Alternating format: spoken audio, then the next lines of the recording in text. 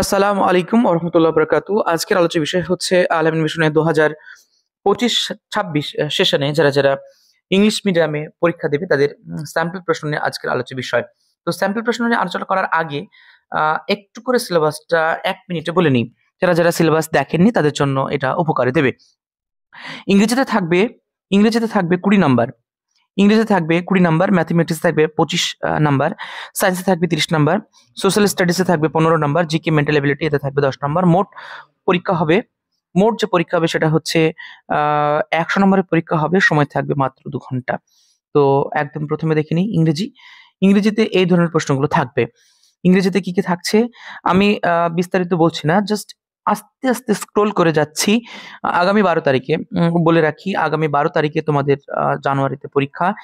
English মিডিয়ামে 30শে December তারিখ, মানে এই মাসে ডিসেম্বর তারিখে form fill up last date. তো ইংরেজিতে থাকছে এইগুলো, ভালো করে ভিডিওটি পজ করে নেবে, পজ করার পর ভালো করে দেখে নেবে, দেখে আস্তে আস্তে খাতাতে টুকে নিয়ে এইগুলো প্র্যাকটিস করতে থাকো। ম্যাথমেটিক্সে থাকবে এইগুলো, সায়েন্সের ক্ষেত্রে থাকবে নিউট্রিশন, থাকবে নিউট্রিশন ইন অ্যানিমালস প্ল্যান্টসের আলাদা আলাদা করে, হিট থাকছে, অ্যাসিড বেস সল্ট থাকছে, ফিজিক্যাল অ্যান্ড কেমিক্যাল চেঞ্জেস থাকছে, সয়েল থাকছে, রেসপিরেটরি সিস্টেম থাকছে, ট্রান্সপোর্টেশন সিস্টেম থাকছে, প্রোডাকশন থাকছে, মোশন অ্যান্ড টাইম থাকছে, ইলেকট্রিক্যাল কারেন্ট থাকছে, লাইট থাকছে, এইগুলো। জিওগ্রাফির ক্ষেত্রে থাকছে পৃথিবীর অভ্যন্তর ভাগ, থাকছে আওয়ার চেঞ্জিং আর্থ, মেজর ল্যান্ডফর্মস, অ্যাটমসফিয়ার ইত্যাদি।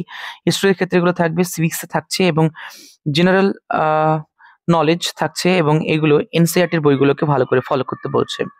তো স্যাম্পল কোশ্চেন যেগুলো রয়েছে ক্লাস 8 এর জন্য, সেখানে তোমাকে লম্বা একটা বড় প্যাসেজ দিয়ে দেবে। এই প্যাসেজটি ভালো করে তোমাকে পড়তে হবে। পড়ার পর এই প্যাসেজটি ভালো করে পড়তে হবে। পড়ার পর তোমাকে এই ধরনের প্রশ্ন থাকবে: complete the following sentence with information from the text above. তো এইখানে তোমাকে যেগুলো রয়েছে, Jack London had worked as, Jack London কিরকম কাজ করতো, এইখানে এগুলোকে লিখতে হবে। অ্যান্সার দ্য ফলোইং কোয়েশ্চেন, এই ধরনের প্রশ্ন থাকবে। রাইট ট্রু আর এফ ফলস স্টেটমেন্ট লিখতে হবে। এখানে কিন্তু তোমাকে কোনো সাপোর্টিং স্টেটমেন্ট অর্থাৎ এস যেটা আমরা বলে থাকি, এই এস এর কোনো রকম প্রয়োজন নেই। এবং গিভ দ্য বিলো আর meaning of the two words above passage. এখানে যে ভালো করে দেখো, এখানে রয়েছে স্প্লেন্ডিড আর এক্সট্রিমলি বিউটিফুল, খুব সুন্দর, এটি এক কথাতে তোমাকে লিখতে হবে। ও হোমলেস পার্সনকে কি বলা হয়, এটাও কিন্তু লিখতে হবে।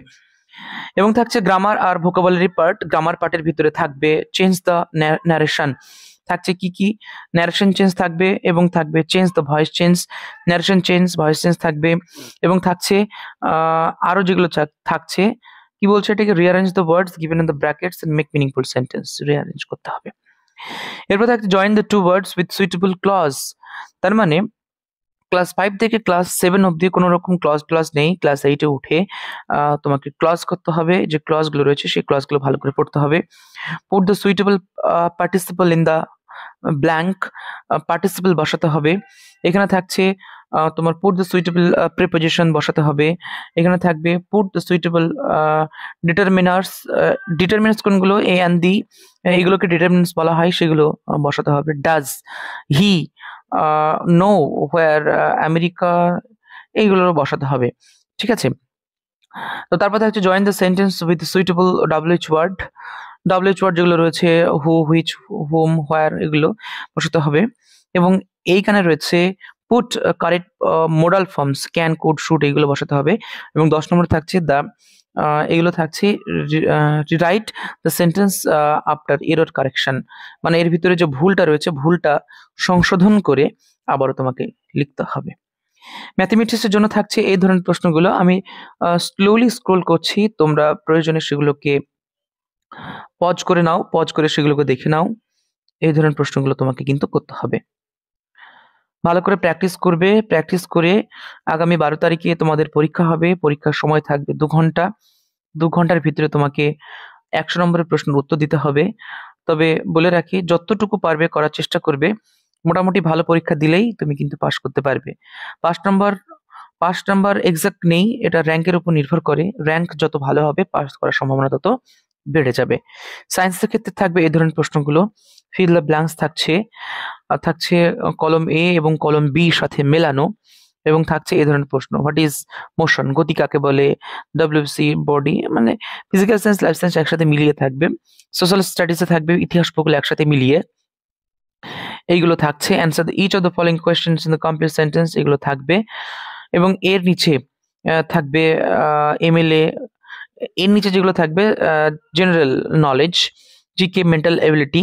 জিকে এবং মেন্টাল এবিলিটিতে থাকছে এই ধরনের প্রশ্নগুলো, river of gold in India কাকে বলা হয় ইত্যাদি। এর পাশাপাশি এই ধরনের প্রশ্নগুলো থাকছে। এবং সব থেকে বড় কথা, নামাজের জন্য অর্থাৎ ইসলামিক স্টাডিজ থেকে যে প্রশ্নগুলো থাকছে এটা ম্যাক্সিমাম ক্ষেত্রে জানে না।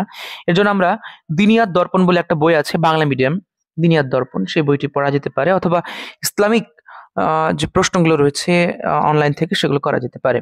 প্রথমে হচ্ছে what is the meaning of the word Quran, কোরআনের অর্থ কি। 2 নম্বর হচ্ছে who is known as father of prophets, নবীদের বাবা কাকে বলা হয়। হাউ মেনি ফর্জ আর ইন উর্দু,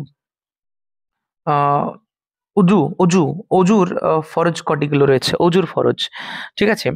সো এইগুলো রয়েছে ক্লাস 8 এর জন্য সিলেবাস।